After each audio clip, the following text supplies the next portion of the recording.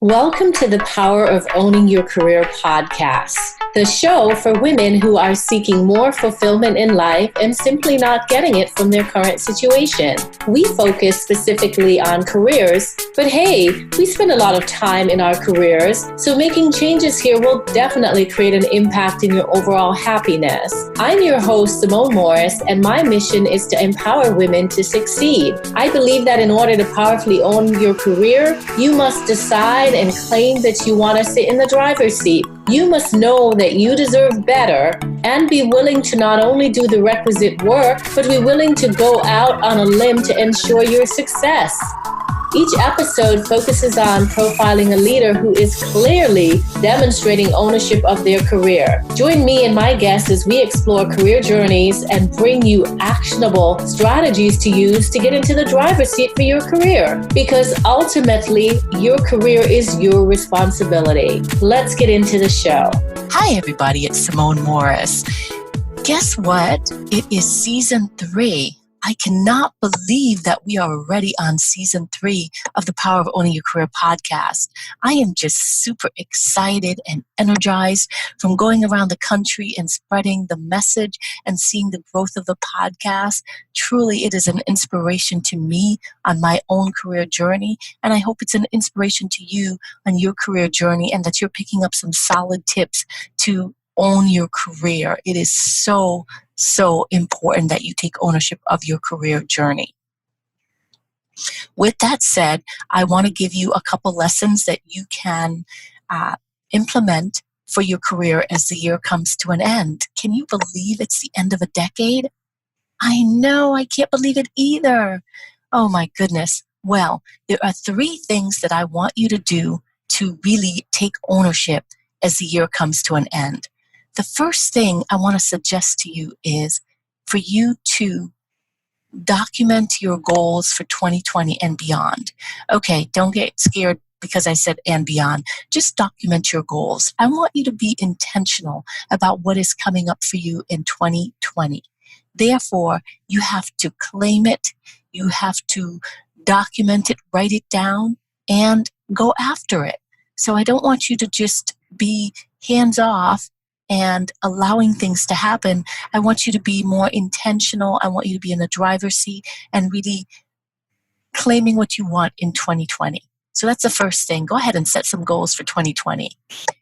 The second thing I want you to do is to think about the training and support, the skills that you need in order to be successful for 2020. What is something that you need to work on? I know for me, one of the things that I want to work on in 2020 is to really amp up the assessments area of my business. And I've been thinking about outsourcing that, but I really think that I want to do more assessments for my clients. And so I'm going to be looking into doing some assessments, training, and certification in 2020. That's one thing. The other thing that I want to do is I want to continue to be successful as a small business owner. And so therefore, I'm going to invest in my education for business savvy in 2020. I did that in 2019. I felt that it worked really well. And so that's a goal for me in 2020 as well. So those are some examples of me really shining a light on what training and support do I need in 2020. So I want you to do that for yourself as well. The third thing I want to ask you to do is really pump the brakes. Pump the brakes. Take some time out to celebrate what 2019 meant to you, to celebrate the goals that you have achieved in 2019, the strides that you have made, because 2019 was a rocking year.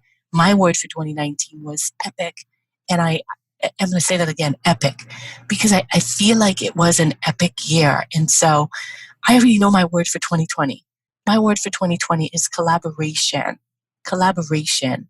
I'm going to be doing a lot of collaboration in 2020. So I've got a word to sort of be my beacon for the year. That's something you can do as well. But back to the point. So I am going to take some time out to celebrate all the epic things that have happened to me in 2019. And I'll be taking the last 2 weeks of the year out for that to happen. So I just want to encourage you to celebrate your successes, and that's a part of my 7-step formula in owning my career, and I want to encourage you to do the same. So I'm really hoping that these strategies will help you to wrap up 2019 in a very good way. And I know that I am rooting for you. If you need tools and support, go ahead and go over to the SimoneMorrisEnterprises.org website and take a look in the store and see what can help you. Or you can always drop me a line at smorris@SimoneMorris.com. Okay? Well, without further ado, here's this week's podcast. Enjoy. Welcome to the Power of Owning Your Career podcast. I am super pleased to have with me today Ann Sullivan. Ann and I met at the National Speakers Association, and she has been a tremendous mentor for me and friend, and I feel fortunate to have her on the podcast today, really sharing about her career journey. Ann, welcome to the podcast. Oh, thanks so much, Simone. This is like, watching someone that you've seen blossom and now into this. This is great. I'm happy for you. Thank you so much. Ann, tell our listeners a bit about who you are and what you're currently doing. Sure. I am a business culture expert. I started out talking about employee engagement, and that really morphed into the employee experience, which morphed into culture, which kind of encapsulates all those other subject areas. And I've done that mainly through my own podcast, Businesses That Care, where I interview C-suite leaders who already have award-winning cultures to find out what it is they do. And it's been a great journey. I've made a lot of wonderful connections and friends. And the nice part about it was it proved all of my own thoughts about what makes a good culture. So I kind of went out there to see if what my experience was really what works. And I found out, yes, it does. So that was nice. Awesome. I'm curious, you mentioned it morphed. And so talk to us about how you allowed your career and your topics to morph into what you're happy with right now. Yeah, because I think that is really important. I think, I started out speaking and consulting. My motto was, I can speak on anything except algebra. And I thought that was the best way to go, right? I know everything. But in fact, that's not good because you lose your value, right? If you can cover 100 topics, how can you be really good at any of them? But I wasn't thinking that way. So I morphed into finding what worked for me. I'm a relationship person, and I always knew it had to have something to do with relationships. And I started out with communication, collaboration, and change. And as employee engagement became a buzzword, all those topics and the strategies to make them better fit with employee engagement. And then it morphed, I got to say, because I keep doing research. You have to keep learning about what it is you're doing, whether you're manufacturing a product or you're speaking or consulting. I don't care what you're doing a service for other people, accounting, law. You always have to be learning. So I was constantly doing research on employee engagement, which how I knew it was morphing into the employee experience, right? What happens when people come to your website all the way through to what happens when people leave. And because of the reading and going to conferences and being open, that's how it morphed into culture. And my podcast started off as Mere Mortals Unite, talking about people's superpowers, because I think people give up too much power in their life. And then that became a series on culture, and then that took over. So I think no matter what your area of expertise is, it has to be something you're really passionate about. Because if you don't have the passion, you're not going to keep digging in. And you've got to be open to new ideas, to people who are are smarter and have more experience than you, and be open to listening. Not everything they do will fit for you, but you can be in a conversation where somebody mentions an article that fits into what you're doing. You got to go out and read that article and see where that article leads you. I'm just always, when I say researching, I'm always following a path. Well, what does this have to say? What does this have to say? And enriching my own experience, which enriches my experience with others by utilizing the rest of the universe. You said so much, Julianne. I feel like you dove immediately into... Sorry. No need to be sorry at all. I feel like you segued super nicely into what is the formula, or some bits of the formula for successfully owning your career. So let's go there and talk about that a bit more. What has been your formula for successfully owning your career? Well, there are a couple of words that come to mind. And first and foremost is perseverance. Like, you can't just give up. I could tell you 100 stories where I was just about to go over the hill and got kicked in the stomach, right? So I could have quit this 1,000 times. You need perseverance. The guests on my show, some of my best guests, a good example is Catherine Munson, who's the CEO of Fast Signs International. I met her once at a C-suite network conference, and as I say, lightly stalked her for 3 years before she came on the show because she's so darn busy. So perseverance. Flexibility, things change. The world changes. Your customers change. What people are interested in changes. That's where part of the research comes in. You got to keep learning and keep a step ahead. You can't be talking about DOS when we're into iOS, things like that. So flexibility, perseverance, kindness, grace. And I think you have to have a thick skin, which kind of goes along with that perseverance, right? You can't take everything personally. Almost everything is not personal. I love what you're saying, and I immediately think of Don Miguel Ruiz. Yeah. Agreements. What a wonderful resource, right? To one of my favorite books. Not take it personal. It's hard, though, isn't it? Well, yeah, because everything, I think we can either look at it as being hard. I think what makes us think these things are hard is that it's going to last your whole life. So I think once we accept that this is a journey we're on, even your profession, your career is a journey. You don't want it to be the same as it was 10 years ago, really. And I think when there's acceptance of that, it makes it a lot less difficult. And, it's funny you mentioned that book, because for my coaching clients, it's a book I recommend. And then we go from there. Which of the 4 agreements, which are all pretty simple, right, are difficult for you? And that changes. Sometimes in your life, it's taking things personally. Sometimes in your life, it's being, what's the word? I'm going to forget now. Being something with your word. I forget what that is. I'm so sorry. But it's, about being honest with your word and being kind with your word. Sometimes it's, what's that? No, I was wondering. That's not the word he uses. But anyway. Okay.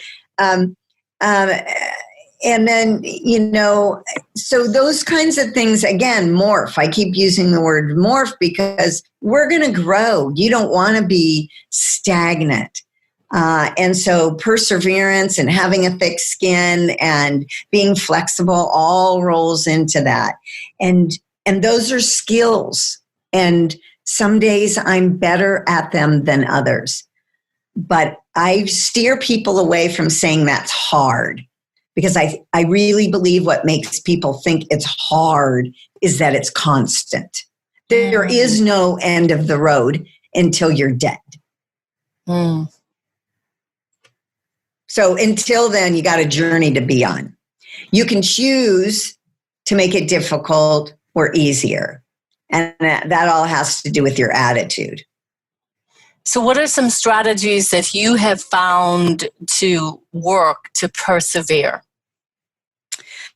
I allow myself to get frustrated and then take responsibility and move on. Now, that may happen in 10 seconds. It may happen in a day. That's about the longest I'll allow myself to go through that. But I think, we can't walk around with rose-colored glasses. Sometimes when we're really close to a great contract and it doesn't come through, it pisses you off. Mm-hmm, mm-hmm. You put a lot of work in. You probably gave away a lot of free advice, whatever. It makes you mad. So I think you have to get mad and then say, okay, where were the signs that this wasn't going to work if there were any earlier? So I don't have to put that much effort in the next time. Or certainly understand that it's probably not personal. There's probably some aspects that you know why it didn't work and other aspects that you have no idea. You can always ask, and that gives you clarity. Mm-hmm. And then it's time to move on. You can sit and be irritated about something not working forever. So I've gotten really good at moving on. Yeah, nice. I love that you said take ownership. And that's what my mantra and message is. Take responsibility for the outcomes in your career. You own it. Yeah. And I think another big idea about having a great career, whatever that looks like, is understanding what you're in control of and what you're not in control of. Mm-hmm. And for many of us, some people more than others, especially control freaks, you all know who you are, it's a lot more difficult.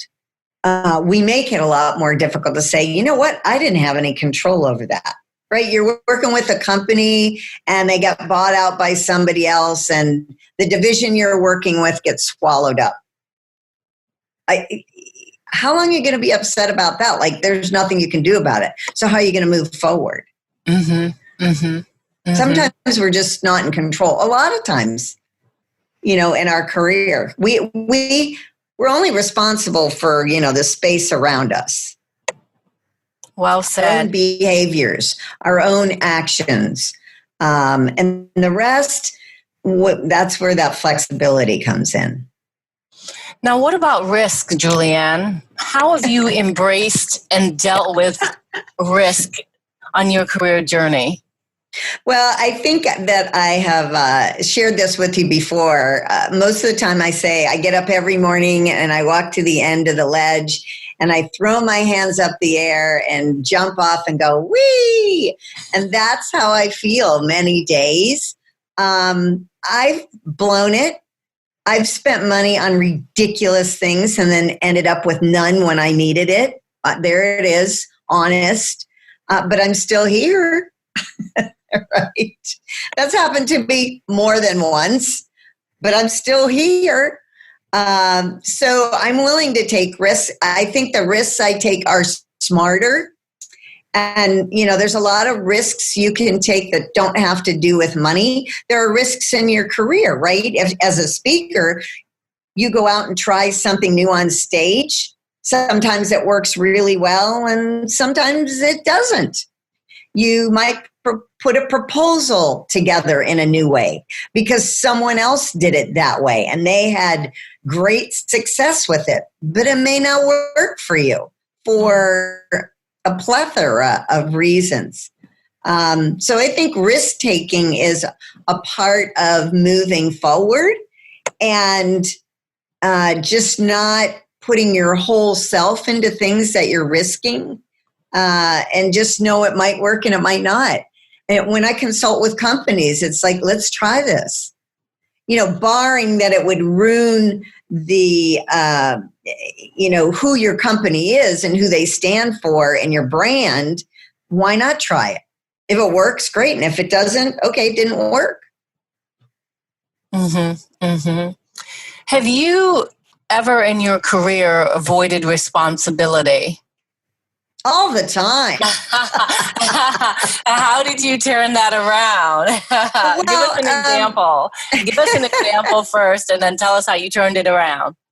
Well, again, I think the best example is working really hard on a proposal or with a client, of them wanting some work that's done, and you talk to them 6 times and you redo the proposal, and then in the end they go, nah, right? And so it's really easy to blame. Blame is so easy.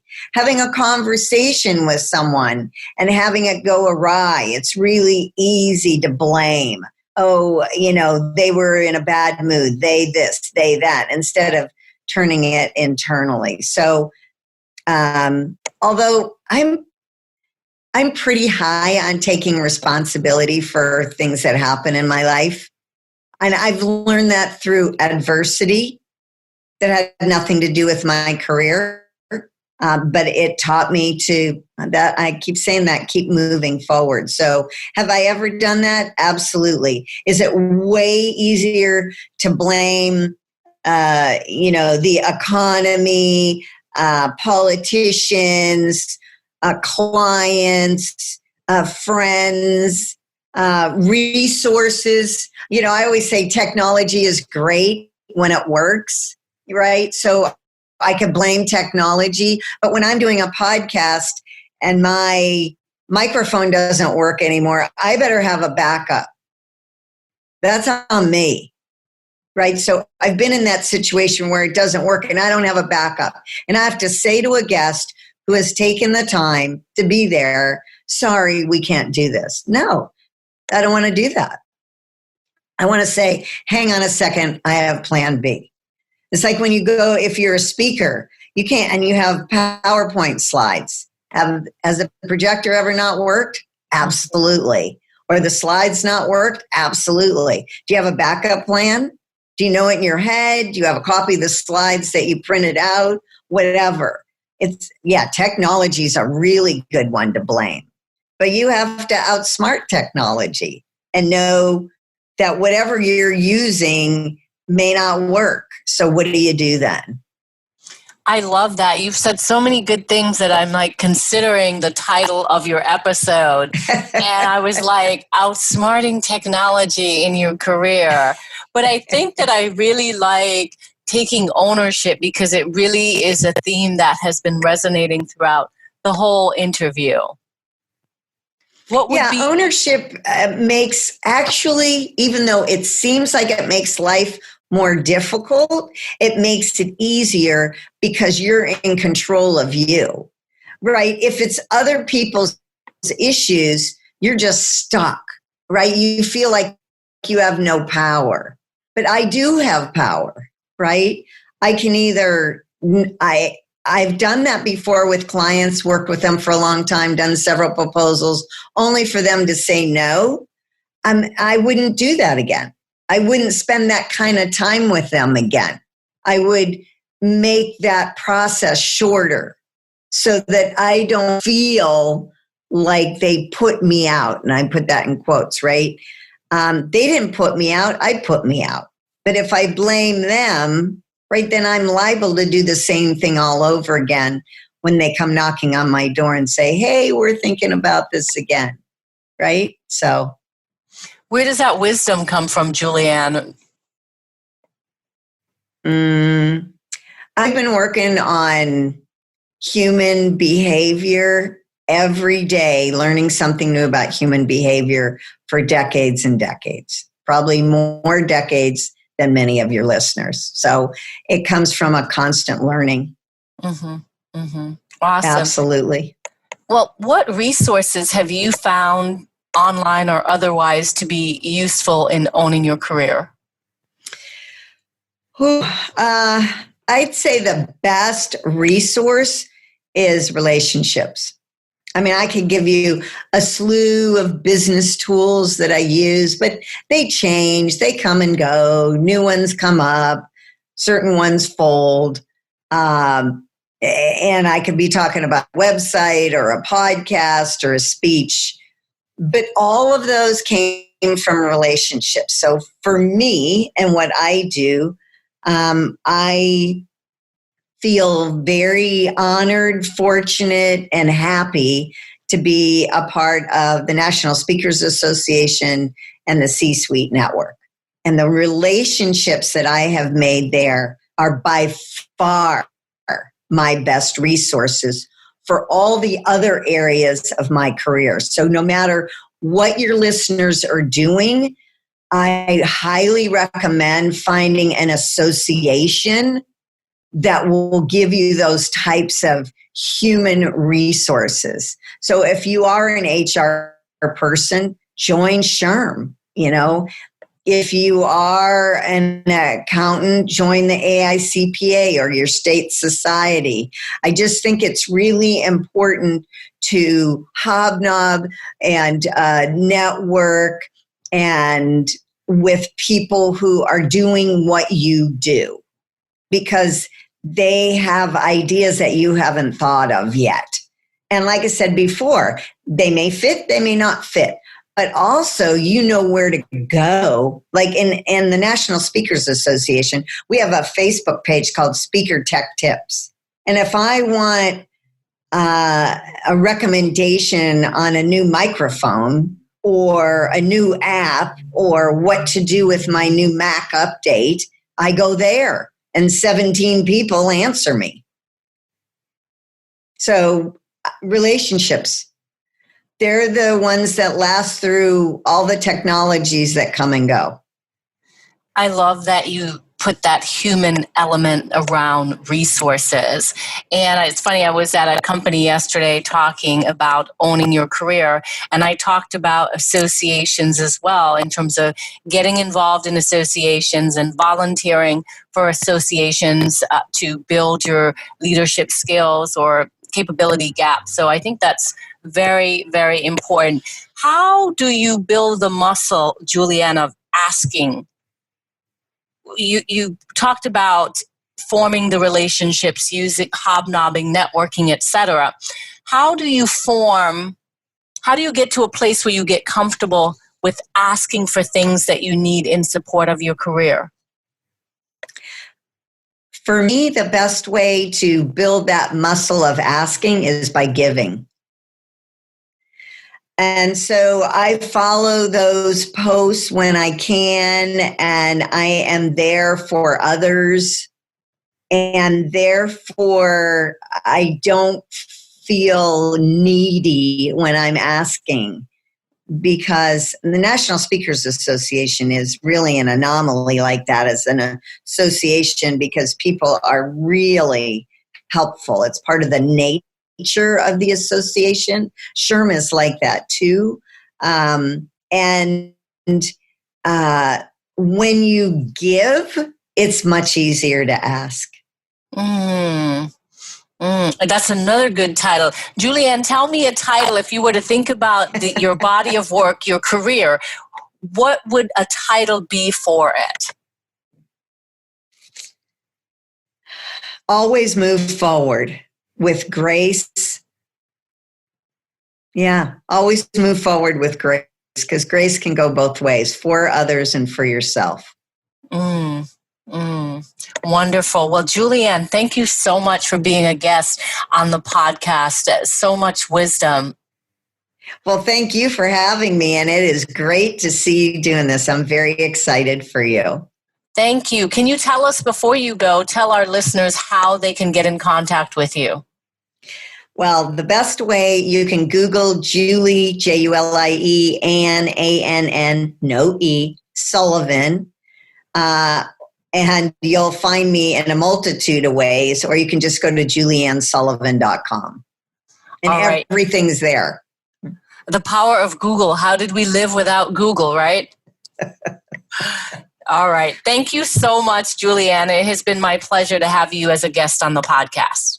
Have a wonderful day. Thank you for listening to the Power of Owning Your Career podcast. It is my hope that you enjoyed today's episode. You can check out the show notes for this episode on the SimoneMorrisEnterprises.org website by clicking the podcast menu. Be sure to subscribe on iTunes and tell a friend or two about it.